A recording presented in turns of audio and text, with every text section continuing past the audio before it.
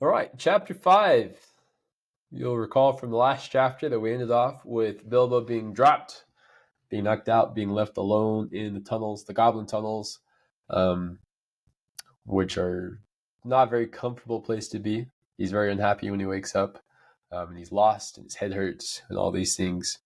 He ends up kind of picking himself up. He recites this proverb from his dad, deciding the only way to go is forward. Right? He's just got to keep moving. He can't just give up. And I think that there is a good bit of Baggins-ish practicality in that attitude. There's really nothing for it. He's just got to keep going. What's he going to do? Just stay there and die? Just be eventually found by the goblins or starve to death or whatever. He takes this hopeful position and he goes forward, right? Eventually coming to this underground lake, where he meets Gollum. Gollum, who's a very dark creature. Um, we learn very quickly that Gollum, I think I called him Goblin a little bit ago. Gollum likes fish, and he'll also take the odd goblin. So, a little bit cannibalistic, even though, he eating other humanoids, you could say, as being cannibalistic. So he's not a very good person. But we get a lot of firsts in this chapter for Bilbo. First of all, he goes off. He is by himself. He was sent off by himself to see the trolls, but he still had the support of the dwarves. He does not have that. He is completely by himself in the dark. He threatens Gollum with his sword, which he forgot he even had. You can tell he hasn't used it very much, but he threatens Gollum with his sword, and he also engages in the riddle contest with Gollum.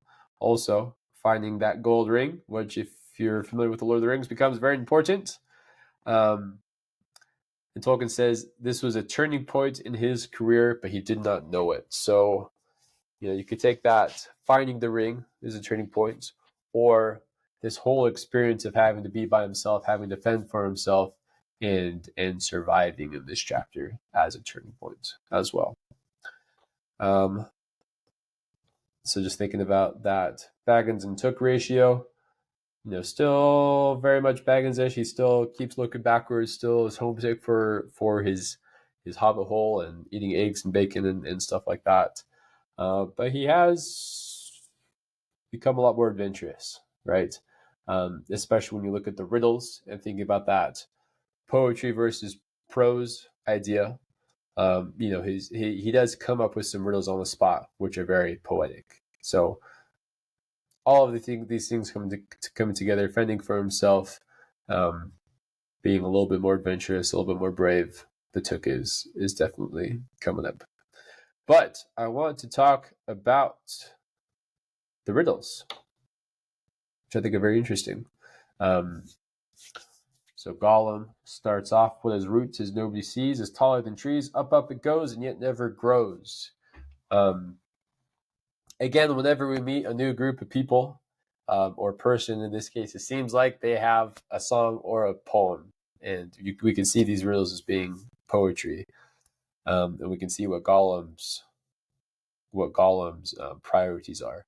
So we might just skip through and see how his riddles go through. So pretty standard. He lives underneath the mountain, so the answer to this riddle being a mountain. So he's thinking about mountains. His next one: voiceless it cries, wingless it mutters, flutters, toothless bites, mouthless mutters. Starting to get a little bit more dark. We get this: bites, cries, mutters. These verbs that are a little bit more scary. This next one: cannot be seen, cannot be felt, cannot be heard, cannot be smelt. Lies behind stars and under hills and empty holes it fills. Comes first, follows after, ends life, kills laughter. His riddles are becoming more violent.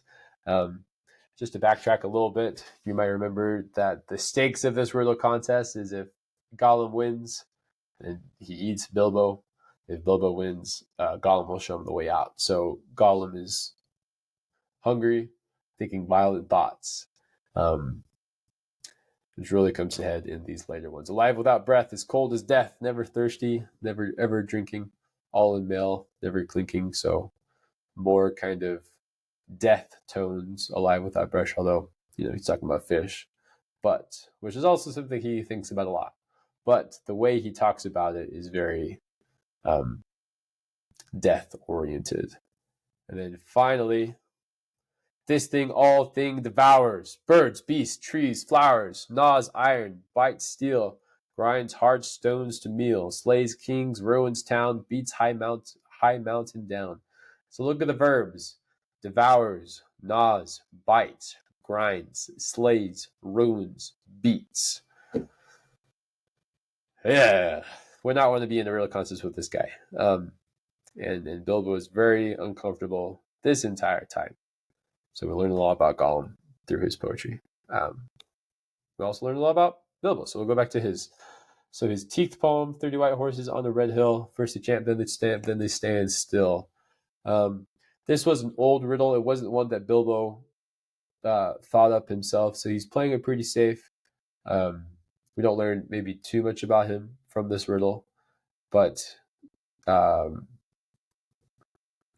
that changes as we go along. So this one he improvises. It is one that he kind of thinks up on the spot. So it's kind of cool. Eye in the blue face, on eye in the green face. That eye's like to this eye, to the first eye, but a low place, not high place.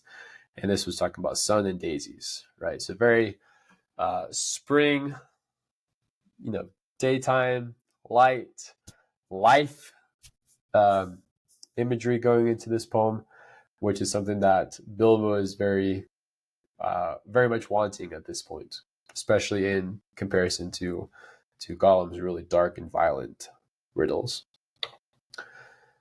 His little egg riddle.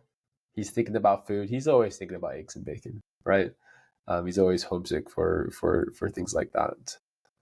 You may also notice, golden treasure. That's, even though that is the goal of the whole journey, right? They're going to the mountain to get the treasure back.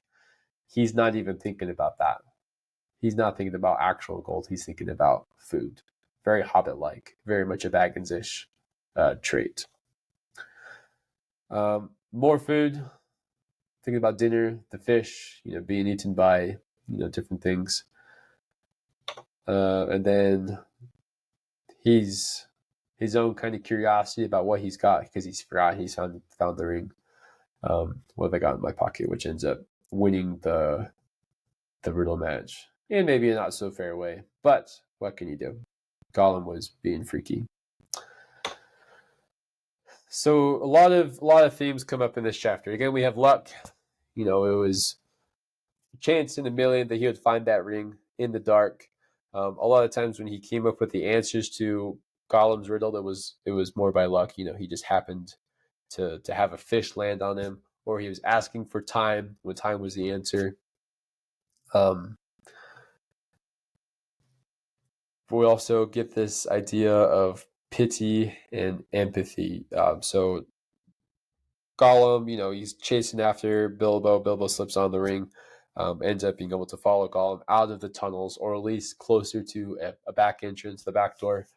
And he has this moment where he's thinking really hard about whether he should kill Gollum, because he's between him and his escape. And he decides not to, which I think says a lot about Bilbo. He has pity on Gollum, which is a very important idea in Tolkien. If the hero is able to feel pity, that's a very good thing, generally. Because he thinks about Gollum's life, living by himself in the dark, with only the ring for company, not being very happy existence. And I think maybe looking back at this from a perspective of knowing what the ring is in terms of the Lord of the Rings, this could be Bilbo. Bilbo could have ended up like Gollum, and thank goodness he didn't. But he has this pity on him. He doesn't kill him, feels empathy for him, and is able to make his escape without shedding blood. He's never used his sword at this point. He's drawn it, but he's never used it. And I think it's very powerful that he chooses not to use it at this moment. So yeah, Chapter 4, Bilbo has escaped the tunnels. Good for him. So we'll pick that up in the next video.